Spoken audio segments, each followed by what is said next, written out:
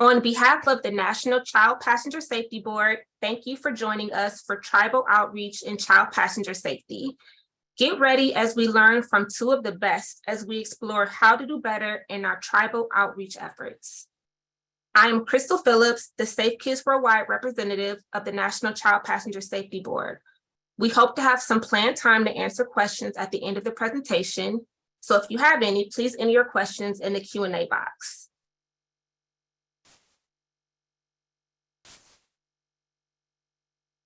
As a reminder, attendees are requested to not participate in this webinar if you are operating a motor vehicle. The webinar will be recorded and you can listen to the recording when you safely arrive at your destination. The recording will be posted to carseateducation.org within 1 to 2 business days. For the child passenger safety technicians in attendance, this presentation qualifies for 1 community education credit.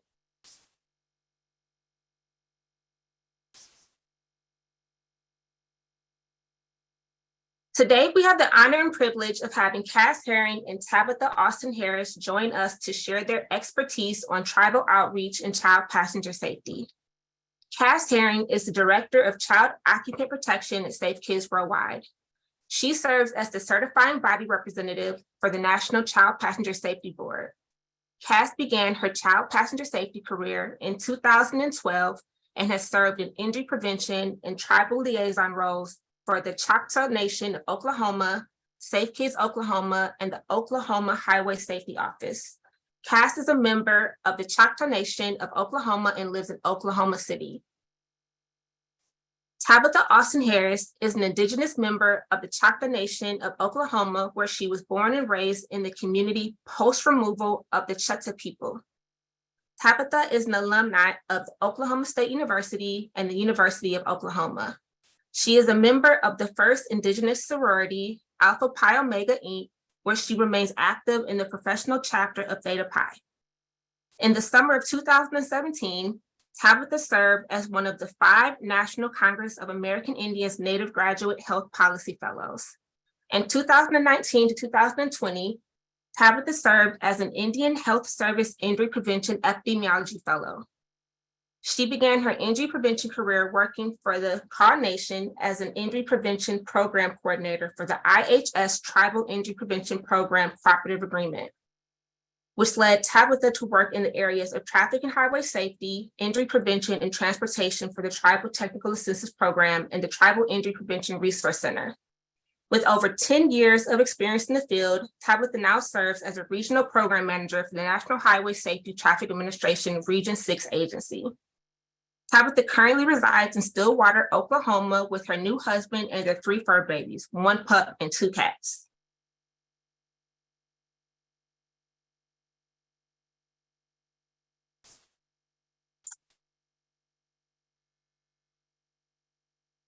Now we're going to go ahead and get started with our presentations.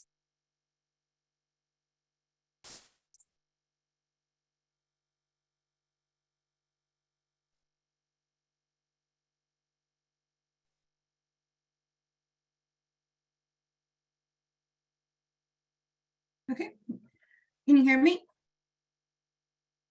Yes, we can hear you. Okay. So halito, chimia chukma, chita ahoya si hoking. So hello, how are you? I am a Chahta Hoya, a Choctaw woman, and I'm from Oklahoma.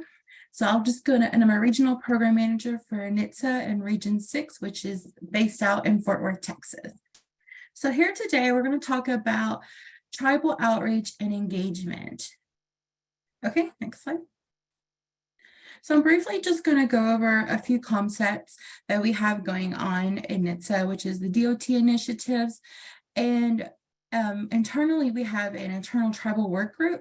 So we've been pushing this presentation to our tribal liaisons that are in our regional offices to kind of help provide guidance and ideas how to do tribal outreach. So these are some of the items that we talk about, which is terminology, resources, and tips. And I share a little history story as we go through the sessions as well. Okay.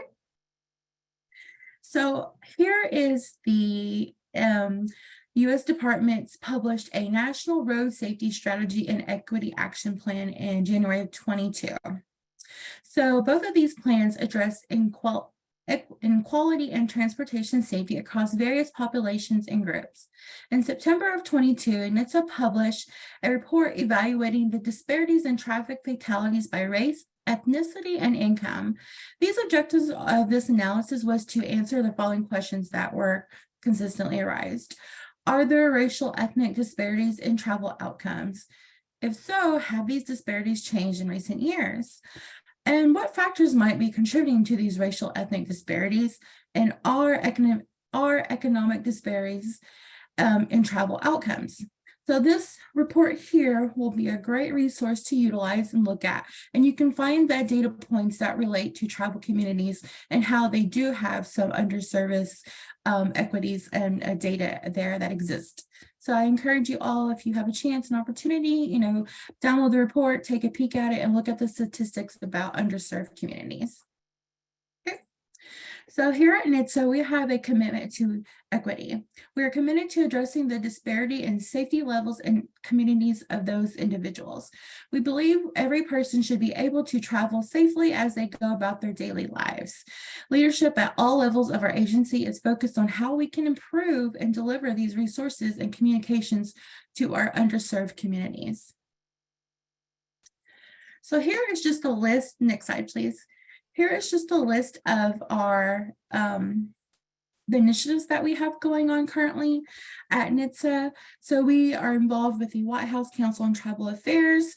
We have, and like I said earlier, we have an internal work group that is led by our Region 6 office that works with the tribal liaisons that are assigned in each regional office. So we meet quarterly to discuss happenings, trainings, events, technical assistance, ideas, and resources for tribal outreach in our regional offices.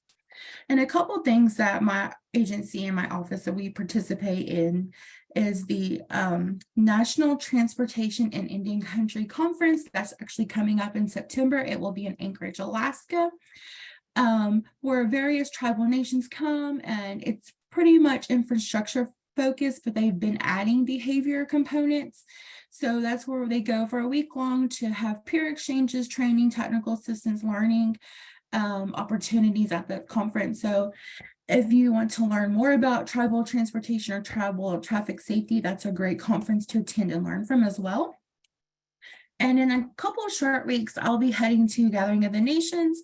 Our agency will be having a booth there to conduct tribal outreach and engagement by providing resources to those that come by and stop by our booth to see what resources and funding we have available for tribal communities. And then we have participated in the Tribal Safety Summit, serving as, conference staff to help the host agency, and then, having presenters come from the agency and partnering with tribal communities to provide new happenings or new resources that are going on in communities. And then also various attendances at the American Indian Alaska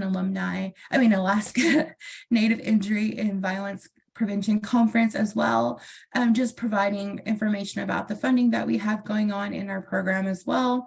And then I was fortunate to help with the last event too, where we had Secretary Buttigieg attending a traffic safety event at the Southwestern Indian Polytech Institute in Albuquerque.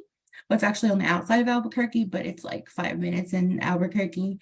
Where he was able to come and participate in a traffic safety fair that highlighted quite a few of the tribal programs that are within that area and in that surrounding, and meet with the practitioners that we had on site. So it was very nice to see him have hands-on with the tribal practitioners and kind of hear what's going on that side of the Indian country. Okay. So this is just some terminology, very generic, that we offer when we're working and trying to help those seek partnership or, ideas of how to approach tribal communities. Like AIAN is a very generic term that you'll often see, especially in the public health realm, identifying those populations: American Indian, Alaska Native, tribal governments. That's the structure of how to understand their setup. And then tribal sovereignty is the authority of self-govern, that, these tribal communities have that opportunity to self-govern, which is to manage and operate how they choose to formulate their government structure. Another terminology that we often use is tribal affiliation. And that is where we, like I introduced myself earlier in my bio, I gave acknowledgement to the tribe that I belong to. So here it says Chahta Ahoya, that means Choctaw woman. So in my language, Chahta is what I am. I am Chahta. Choctaw is the Western term that was given to classify the tribe. So typically I usually use Chahta when introducing myself, and I refer that I belong to the Chahta people. Just a little interesting fact there. But when you're working with tribal communities, we want you to learn how to engage. So one way of engaging is asking them, how do they identify as themselves? Do they identify as, a Choctaw person, their tribe, Indian, American Indian, Alaskan Native? Just that little simple respect gives you an indication of how to approach and work with them, because you're just giving a sign of respect of learning about them. Okay. And so on this next slide, this is where our NHTSA dollars are funneled through, is the Bureau of Indian Affairs Indian Highway Safety Program. So we have a section of 402 funding that we give out to the tribes, and this funding encompasses full-time, part-time law enforcement. We do occupant protection, which is the car seats and safety seats. We do, recently in the last year, we've added the highway safety specialist. So this highway safety specialist kind of serves as a traffic person, injury prevention person that does traffic safety. So they've done some, they'll do like speeding, impaired driving, occupant protection, what have you. That's kind of the role. And that's been a new role that we've been funding here in the last year. So those are the kind of grants that we offer for the tribes to use, and that comes through the BIA. The only thing about the funding, it is reimbursable. So the tribe does have to front the money in order to apply for our grants. So, but they will receive immediate reimbursement once all the channels are checked off and approved. But our funding resource is reimbursable. We typically fund 30 to 45 projects a year. And this is a great funding source to help those tribal communities add these countermeasures to their community to help continue to save lives. Okay. So here in this image is a diagram of what a tribal government may look like. Not all tribal governments have each of these entities in place. Some may have a few, some may have more. This is just to give you a visual of what could be at a tribal government. One rule of thumb is to understand that 574 tribal communities exist. So that many languages, government structures, traditions, ceremonies, beliefs, and ways of life exist. So a cookie cutter approach may not work in tribal communities because we are very diverse in self. So there is diversity in tribal governments. See here, go back to the red dot on the map. Yes. So here's just the Federal Register, and this is a great resource to look up tribes in your communities. You will find where there are 574 tribal communities. You will find information about where they exist, their leadership and whatnot, and have forth how many. So it's a great resource. And in this presentation, if you are given access to, it's hyperlinked. So all you would have to do is click on the little red dot there and it will take you to that resource. Okay. So the next great resource, next slide, please, is I think we skipped one. Can we go back? Yeah, one more, right there. So here is the slide about tribal websites. So traditionally in my field, we work with the State Highway Safety Office. So we have a direct working relationship with them. We know that's who we go to for our occupant protection, speeding, impaired driving, all of the behaviors. We know that's the agency to work directly with. However, in tribal communities, that's not the case there. They have their own unique housing of housing of projects and programs. So this is just an example of a tribal website. And when I was exploring this tribe to figure out where they do occupant protection, I had to dive and dig. So on here, I had to click on the service tab, and then under service tag, I had to go do some more investigation. Then I went to public works, and then I went to road maintenance. And that's where I learned they don't have a traditional transportation department like the state does, like a state does. At this tribe, they have a program called road maintenance program, and they take ownership of maintaining their tribal roadways, their signages for speed limits and what have you, and they take care of those aspects of safety. And then I had to do some more digging, and then looking, I found that their fire department took the lead effort, which they are housed under the public safety. They took the lead effort in their occupant protection. Well, at the time in 2017, a majority of their firefighters were technicians, and they had the permanent fitting station there housed at that department. So what's traditionally known to us to come from a highway safety office may not be that same concept in a tribal community. So you may have to do some digging around to see where these programs and activities exist within a tribe. Okay, now back to the blue one where it says tribal nations in the United States. So I think it's 2 more slides. That one, yes, thank you. So this is a great resource that I like to share with people.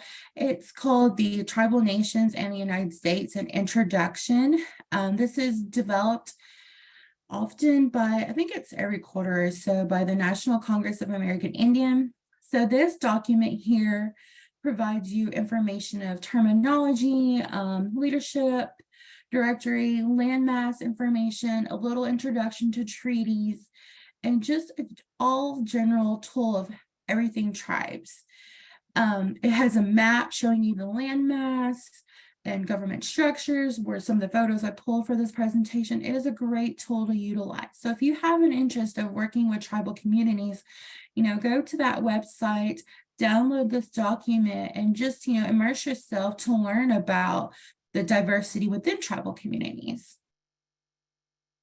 Okay. So here is a map that is relatively easy to use. It's an interactive map. So all you have to do is hover over a BIA region, click on that region, and it will generate a list of tribal communities that exist in that state. So say if you, and one thing to understand is, we all have our different regions. So BIA has their own different tribal regions.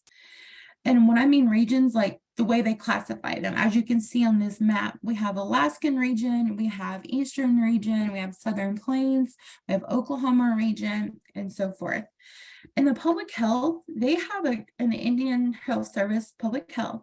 They have their own unique regions. They have like the Oklahoma area service unit, the Bemidji, and so forth, different regions. So when working with different programs that work with different tribal communities, you may want to ask them what region do they classify under, because some wires can get crossed and information can get lost. But that's one important thing, is to kind of understand how do they classify themselves in a region as well. Because even with NHTSA, we have our own different regions too. So that's one good advice, is learning how they classify in a region. But back to this map, it's very interactive. It pulls up a list of the tribe itself, the tribal website, a phone number, an address, and a leader, which usually is the person that serves as maybe their president, their chief, their council, or what have you. It will give you some information at the local level that you could utilize to contact a tribe. Okay. Here is under the Department of the Interior, there is the Office of Federal Acknowledgment. And this site here provides you information of how tribal communities receive federal recognition. So if you ever wanted to know what the process was, this is a great resource to go look at and read at. Here you can even see what tribal tribal communities are waiting for recognition and those that did not receive recognition. So that's just what that resource for is, just to kind of see the number, if it increases, and the federal recognition of communities that exist in the United States is ever changing. It's increasing as we go. So that's one thing to, kind of take a look at if you want to know how many tribes are in your community. It's a great resource to utilize as well. Okay, next slide. And under the BIA website, the Department of Interior has a search database. So this database allows you to search by state. What federally recognized tribes exist in your state? So in this example, we have Virginia. So here you just simply click from the drop-down menu, click your state, and it will generate a list just as the BIA website or the map does. You'll have the name of the tribe, a number, an address, sometimes an email or a website. So if you ever want to know what federally recognized tribes reside in your state, this is a great resource to use. Play with it and see how many tribes you have in your state. So such an easy tool to use. So I just wanted to share that with you. Next slide. So here are some tribal resources that can help you introduce yourself to tribal communities. Like I would like to encourage you to look at their web pages and see what types of services that they provide to tribal communities. Each one practices training, technical assistance, and understanding of tribal sovereignty and partnership development. Just to discuss a few, the Indian Health Service Program, they have a program called the Tribal Injury Prevention Cooperative Agreement, TIPCAP, that provides funding to its grantees to address injury prevention in tribal communities. So sometimes this entails occupant protection, impaired driving, distracted driving, safe roadway behaviors. Once again, there's the BIA, they house our funding, disperse it for those same avenues there. Over here on the national level, like I stated earlier, the National Congress of American Indians, they're a great resource. They have a tribal directory as well. So you can go to their directory and find a leadership's information there. You just type in the tribe you're looking for and you can find it. Tribal Tech and the National Indian Justice Center, they are two great resources that provide direct technical assistance and communications with tribe. So if you ever wanted advice or you ever needed a way to find a way into a community, these are all great resources to utilize. And another great resource is the Cross Timbers Consulting. This one has, they work with the tribes directly. They provide hands-on training and technical assistance to the tribal communities. They help them with their transfer safety plans, and they also help them execute some of their infrastructure projects. So like I said earlier, there's several federal, state, local entities that exist and work with tribal communities. So if you have an interest of working with a tribal community, it might be a great idea just to communicate with one of these to see how they made those efforts, or if they have any resources that you can share with a tribe that you already work with. So, and the next great resource is came back, was revitalized, was the Tribal Technical Assistance Program. So they're back again. It's so exciting. So that's a great local resource to utilize. There are 7 centers. So, if you have an opportunity, take the time and research TTAP and see what kind of services they provide, because that would be a great resource for you when you're trying to have that partnership or outreach with tribes as well, because they are here, boots on the ground people as well. Okay, so here's my little history story here, is the Chahta people and Irish. So, we just celebrated St. Patrick's Day. So as I said earlier, Chahta means Choctaw. And so the story is that these two ancient peoples have a modern day connection. Nothing divides these people except for an ocean. So the Choctaws sent a donation to the town of Middleton in County Cork of South Dublin. There were many decades later, the township people realized that the aid, where it had came from, they realized the donation came from the Chahta people. And at that time in, 1847, the tribe itself sent over $170 that they collected amongst themselves. And mind you, this was after the Chahta people were removed from their homelands. So they were just removed from their homelands and set up township where they were removed to. But they heard about the need of the Irish people, how the potato famine was taking over and how they were having, such a hard time. So the Chahta people collected money amongst themselves after they just endured this life-changing event. So they sent over $170. In today's capacity, that would average around $5,000 in money. So the story and the connection is that they remembered that donation and where it came from. And still today, they have an existing partnership relationship. Every so often, I think they alternate every 2 years or so, their prime minister or their higher leadership in Ireland comes to the Choctaw Nation. They visit them, and then the Choctaw Nation goes to Ireland and visit them. They've even created a study abroad program for the Choctaw tribal members to go to Ireland and study and be there and learn about the history and their culture. And they even dedicated a statue to the Choctaw Nation, which is this little picture here on the slide. They dedicated that to the tribe. And it was dedicated in 2017, and it's known as the Kindred Spirits. So out of that, they have an everlasting relationship. And even in remembering that relationship, in 2020, the Irish people took that opportunity that was granted to them, and they helped 2 tribal nations. They paid it forward, I guess you could say. We had during, when COVID first hit, the Navajo Nation and the Hopi Reservation were hit really hard with COVID.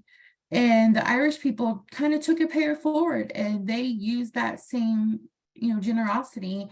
They gave funding and resources to these 2 tribal nations in efforts to help aid them, combat the COVID-19, to help them, provide some resources and donations.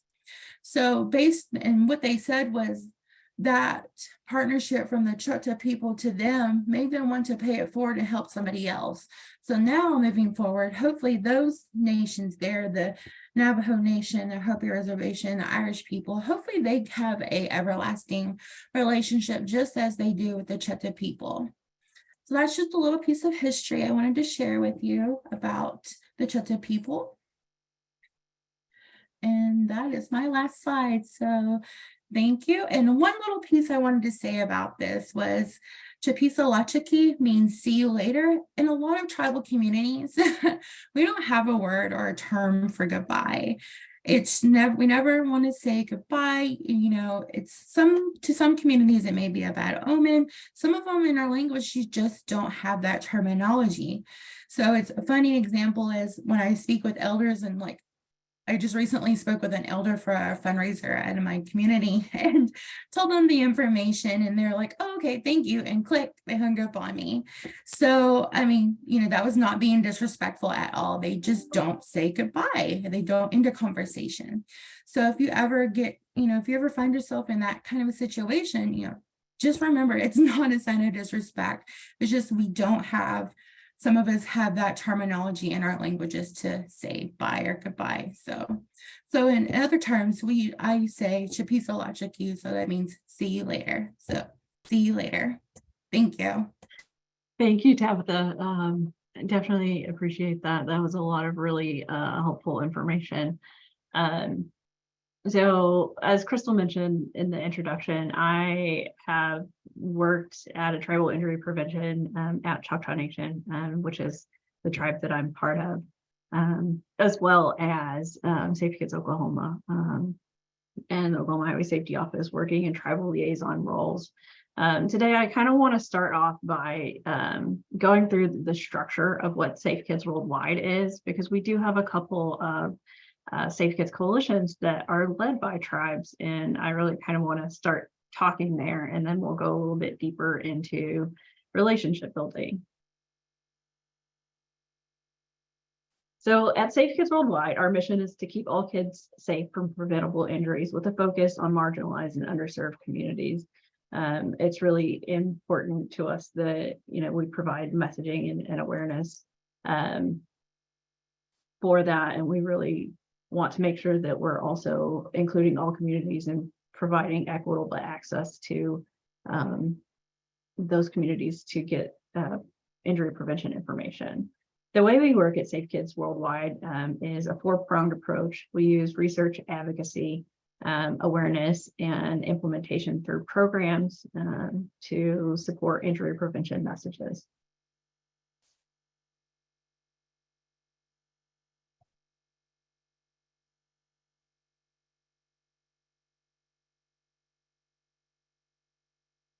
Sorry about that. My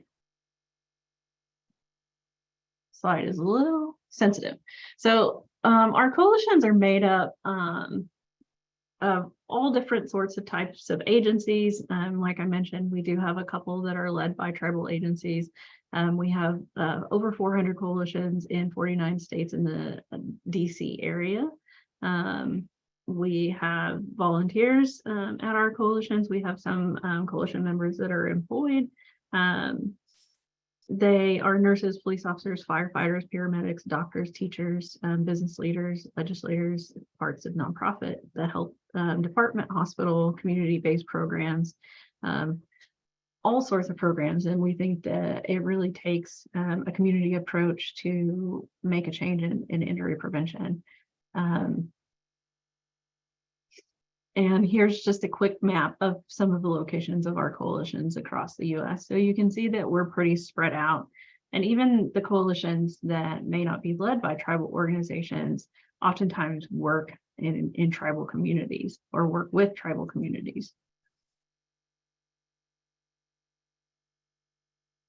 So, do you know how many American Indian and Alaska Native entities are in the US? So Tabatha mentioned that in her presentation.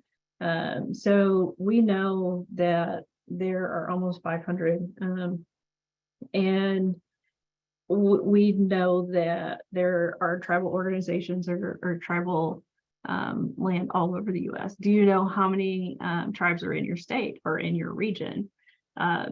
I am going to speak specifically of Oklahoma because this is the state that I have worked in extensively. So there are 39 tribes, federally recognized tribes in Oklahoma. And that gives you an opportunity to work with a lot of different sovereign nations and also understand a lot of different cultures, and like Tabatha said, making sure that you're addressing people in the way that they would like to be addressed.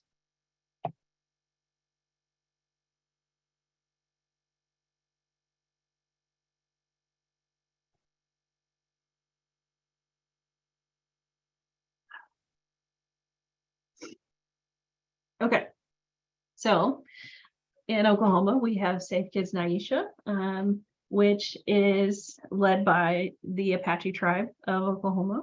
And we also have Safe Kids Navajo Nation that is led by the Navajo Nation. Each one of these tribal organizations are actually led out of different departments. One is through the Department of Transportation, and that's in Navajo Nation, and Safe Kids NHTSA is led out of the Community Health Representative Program. So even in how our Safe Kids coalitions are supported, they're led out of different organizations within different tribes. I did want to kind of show you some of the injuries and the way that we look at things.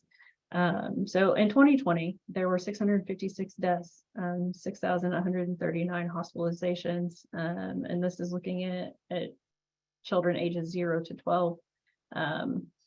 there were over 58,000 people treated in the ER. And there were 13 deaths a week, 118 hospitalizations. Those of us that do this, know why we're doing this, because, motor vehicle crashes are still one of the leading causes of kids. But I really wanted to highlight here our age ranges. So the highest fatality rates are 4 to 7, and also looking at the disparities among African American, Indian, and Alaska Native children. Looking at the rates, they're 3.52. So that's per rate of 100,000 children. So we know that we have some work to do in this area, and it's really important to collaborate with tribal communities to find the answer in their community to how we reduce these injuries.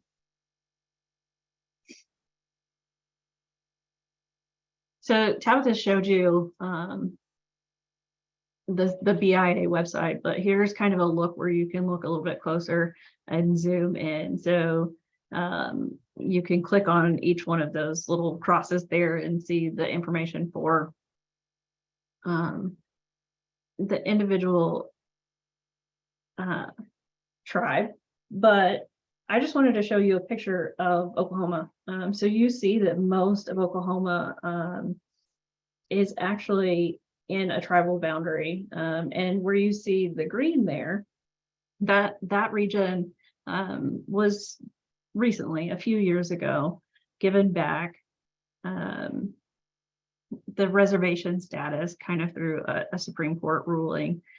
So it's pretty interesting, and you have a lot of collaboration with law enforcement kind of back and forth there. But we have great opportunities to engage and work in our tribal communities here.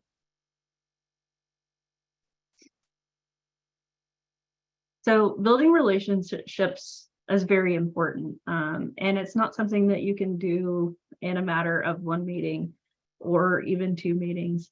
It's really important to make sure that you go into collaboration with open ears. And we have to make sure that our goals, how we're coming into meetings, don't get in the way of building great relationships and collaboration. So you have to be willing to put in the time. So it's not just dedicating time and staff, but you have to be patient. You have to listen and understand the community needs of the communities that you want to work with, understand cultural practices, barriers, understand the resources needed in those tribal communities. You may be speaking to someone who really wants to engage in child passenger safety, but they may have 3 other positions, and our priority may not be the child passenger safety at the top. So listening how you can help with that, how you can help with resources, if you know about funding or if you know about training, those are all things that are important to offer. And also consider tribal government. Tabatha touched on this a little bit, but thinking through your own organization and who you work with, what is your process for writing grants? How many levels of approval do you have? Typically, when you're working with a tribal agency, you have to go through the program, and then you may have another level of approval. It may have to go through council, and understanding how often council or your tribal government meets. And then it may also need a sign off from the leader of the government, whether that's the chief or the governor or the president. So understanding that time is really built into building programs is really important, and it may be a little bit different, or it may take a little bit longer or a few more steps than what you're used to.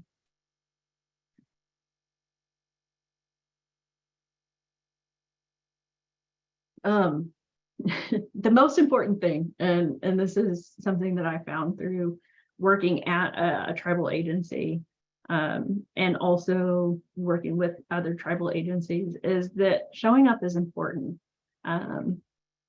Being there for support, showing up to an event that may not be extremely relevant to what your end goal is, but also is helpful to the group that you want to work with, I think is really important in building relationship and trust. And looking for support in the tribal community is key. So looking for advocates and traffic safety champions, because if there is a change in staff, or if maybe you're not in that position where you started this relationship, then building those advocates and traffic safety championships within the tribe and helping them learn that elevator speech about what the importance of traffic safety is and occupant protection, and why it's important in sustaining the tribal organization, and for looking at supporting the future of their tribal children, and the importance of training the parents about how to install car seats and do the things correctly is very important. So buy-in at all levels is always important, but also giving our advocates and traffic safety champions tools to help them advocate for the programs for the long term is good too. And inclusion. From the beginning of any project that you would like to do, you should always include tribal partners in planning discussions, and pass along funding opportunities. Sometimes that may be the barrier. Tabatha talked about reimbursement grants. Maybe tribes are small and don't have the capital for reimbursement funding. So if there are grants that can help them get there that aren't reimbursement grants that you know about, those are things that are really important. And, you know, if you have experience with grant writing and can help them pull data, which there are other resources that Tabatha mentioned that can help as well. But those things go a long way in creating that lasting relationship. And multiple agency community events are always really fun, but this is also a way that you can build relationships. So this picture is actually from a few different Safe Kids coalitions. So Safe Kids Oklahoma is there, but also Safe Kids NHTSA. So this event was held in Anadarko. So Safe Kids Oklahoma did some bike safety education, pedestrian safety education. And then they also had a car seat event there. So you have multiple agencies supporting one another to support this tribal community. So using the resources that you have for outreach are really important, and you can do multiple things at once. And I think looking at relatable messaging, here is one where Tony, who is fantastic, she is Dene from Navajo Nation, but is in Oklahoma and manages Safe Kids NHTSA at the Apache Nation. But they created this great billboard that shows culture, but it also shows the importance of having your kiddos properly restrained. And it has the princess of the tribe represented as well. So I think really making sure that you can help collaborate, but this is a great result of work that the Safe Kids Coalition has done there, led by their tribe.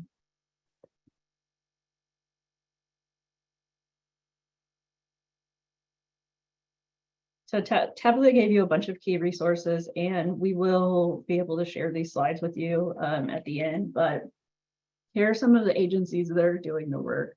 The BIA, IHS, Indian Health Services, Tribal Injury Prevention and Cooperative Agreement Program, so TIPCAP,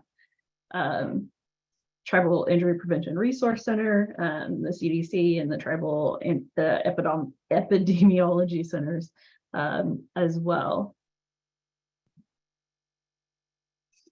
And think creatively. If you don't have an existing relationship with a tribal agency, like Tabatha mentioned, it may not be a DOT that you're going to reach out to start a traffic safety program. Many do have injury prevention programs. Many provide transit to their members or their citizens for doctor's appointments and those types of things. And it's kind of a natural fit because they're transporting people. So training those individuals as technicians is kind of a natural fit. They may have a public safety program. They may have law enforcement. Cultural programs are very common as well, and have, many technicians. Childcare and Head Start programs are ones that are well represented with child passenger safety technicians. One, social services and Indian child welfare are ones that I didn't think of right away, but I've had great relationships with individuals from some of those programs. Teen parenting programs are ones where training the associates that work in those programs, it's a great skill and something that they learning opportunity for them when they're working with teen parents. So those are just a few ideas, definitely not encompassing of all of the agencies that are out there, but a few that you can kind of think outside the box. And when you're starting a program or starting a relationship, look at multiple programs, because if there is turnover or if there's a loss of grant funding, then you have support maybe from a different program that can continue those efforts in child passenger safety. So the key takeaways from this, it's very, very important to work to know and understand the tribes that exist in your community, state, and region. We really have to listen. We have to come with an open heart and an open mind and understand what the tribe's needs are and how we can meet in a way that's beneficial for the tribe. And then we can also look to see what we can do to reduce injuries and make sure that we have kids in restraints, offer resources, support, and assistance. And most importantly, show up. How can I help? How can I be of assistance?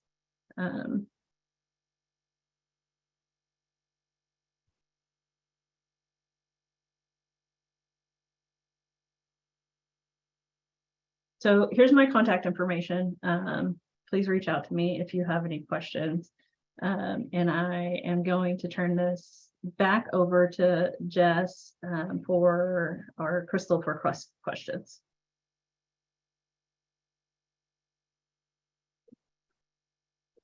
Thank you, Cass. Thank you, Tabatha. A reminder to all attendees, if you have any questions, please enter them into the Q&A box. Again, thank you to both Tabatha and Cass for your awesome presentations. I know I learned a lot, and we do have a few questions for you. The first is, will the slides be available after the webinar today? Yes, we will be able to provide those to you today. I don't think we'll need to edit anything, so they should be good to go whenever you are able to post them. Thank you. I'm thinking I will turn the presentation into a PDF and send to all participants, and then take a look at cpsboard.org. We have a section on resources, and see if we could build out a tribal outreach portion on that to have them live there for people who are unable to attend. So this was some good information. Not only the recording will be available, but thank you very much for having the PowerPoint and information available as well. So I will work on getting that out to everyone. Thank you. Thank you. And then the second question is, do either of you have any additional tips on how to reach out? So anything specific to tone or messaging? Tabatha, do you want to take that one first?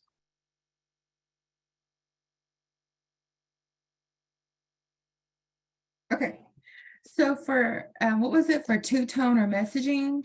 So any tips on how to reach out? So specifically, any tips on around tone or messaging? Tone or messaging. Okay. I would say just, at the end of the day, our main agenda is to save lives, right? So I would just say use that same capacity you have and just put it out there. And if you make a connection to a community, ask them to collaborate with you. Be like, hey, we have this campaign going on. Can we partner together to have it where it can reach your community and make a connection to your community? For example, when I used to work with the TIPROC program, which is the Tribal Injury Prevention Resource Center, we've had several federal, state, and local programs that would connect with us and be like, hey, we're pushing, like NHTSA at the time, they were like, hey, we're trying to connect tribal individuals that have the airbag recall. And they're like, here's the materials. And so they let us review it. And we're like, okay, we changed some wording and we let them know, hey, we'd like to partner with you. We can put it to our graphic specialist. They can put their native flair on it, and then we can give it back to you to review. So we did that, and NHTSA looked at it, reviewed it, and approved it. So together, we were both able to look at the message at hand and then make it where it could connect to that community. And that's my advice is, if you can make that connection with somebody from that community or a program, do so. That way they can provide you some insights of how to connect your message to those people. Because a lot of times, I can tell when people don't work with a community, a tribal community, or communications, because some of the stuff will come off to me as clip art tendencies. And I think you probably know what I mean, like very vague and very commercialized clip art designs and artwork or coloring. And, anybody that's from a tribal community can tell that it's very clip party and it's not going to provide a connection. But, like I said, at the end of the day, we're trying to save lives. So let's make that effort of trying to find a connection with someone and having, just collaboration of how can we connect our message to your people. Whether it be, just the design. Some people resonate with a design, like they see a design and they know it's going to resonate with them, and that catches their attention. Yeah, I think that's really important, Tabitha. I think that making sure that it makes sense for the community that you're trying to message to is really important. And I think too, if you are close in proximity, if you have an opportunity to meet in person, I think that's a good thing, to just sit down and chat about what you do, and looking to see if there are things in the tribe or areas in the tribe that do something similar, and how you can collaborate, and maybe it's planning something in the future, or looking to see if there are things that you can do to help. If they do have technicians, but they don't have an instructor, helping arrange an event so they can get their seat signed off. I think that's really big. And sometimes it's just the little things, but a conversation about wanting to save lives. Family is really important to all of us, and understanding that our youngest kiddos are the most vulnerable, and that's really what we want to do. So there's a common goal, so making sure that you can connect there, I think, is a starting point. I will put one more last plug in. So it's the Tribal Injury Prevention Resource Center. So if you ever want to get any of your messaging or partner with them, they're more than likely willing to work with you. So you can show them your whatever messaging you have and ask them, can they help and collaborate with you? And they're more than likely, most likely going to do it, or they'll want to do it. They'll send it to their graphics person and she'll put their flair on it and send it back to you to review. So if you don't have the funding to do that, they have a person on staff that they house and contract with. So that's a great project to partner with them on to do so. I'm gonna put the website in the chat.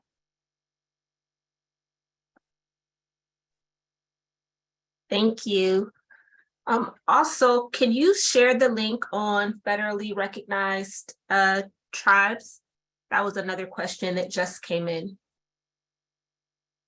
Yes, and it should be in the presentation as well.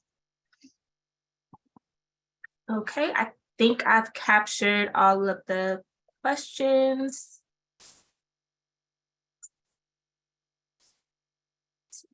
Okay.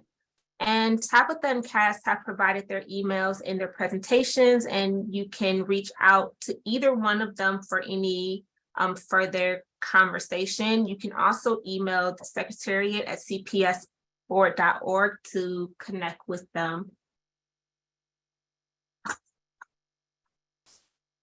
Tabitha, was that the BIA link? Yes, so Okay. it's under the Department of Interior. I Yeah, put I it think in it's the that chat. one. Yeah. And just some final announcements as we come to a close. Did you happen to hear that child passenger safety trainings and recorded webinars have moved? To serve you better, this streamlined new site will house the material in one location. New additional CEUs or community education hours for recertification or for your interest in continued child passenger safety learning. The new Child Passenger Safety Learning Portal found at carseateducation.org has a course catalog to flip through to fit all of your needs. Make sure you check out www.carseateducation.org. You can find how-to guides on setting up your free account and more on carseateducation.org. We hope that you can join us for one of the upcoming NCPSB webinars. Next up in April is Heat Stroke ED Talk. Join members of the National Child Passenger Safety Board for a community education webinar that will showcase partners who will discuss and explore next steps in research and countermeasure efforts in pediatric vehicular heat stroke. Visit cps.org/webinars to register. /webinars to register. A reminder to visit cpsboard.org for technician, instructor, CPS coordinator, parent and caregiver, and NDCF resources. Please join us for a free orientation training on how to use the National Digital Car Seat Check Form. To register for a spot in one of the upcoming orientations, please visit cpsboard.org/webinars. Did you know that virtual car seat checks with an instructor or proxy can be completed to meet recertification requirements? Head to cpsboard.org/technician-resources to find support materials for virtual car seat checks. The webinar recording will be posted to carseateducation.org within 1 to 2 business days. As a reminder for the child passenger safety technicians in attendance, the presentation qualifies for 1 community education credit. You must enter this course information into your profile at cert.safekids.org to receive community education credit for recertification. Thank you all so much for joining us today. Have a safe day, and thank you all for all of your life-saving education you provide in your communities. And we can go ahead and stop the recording.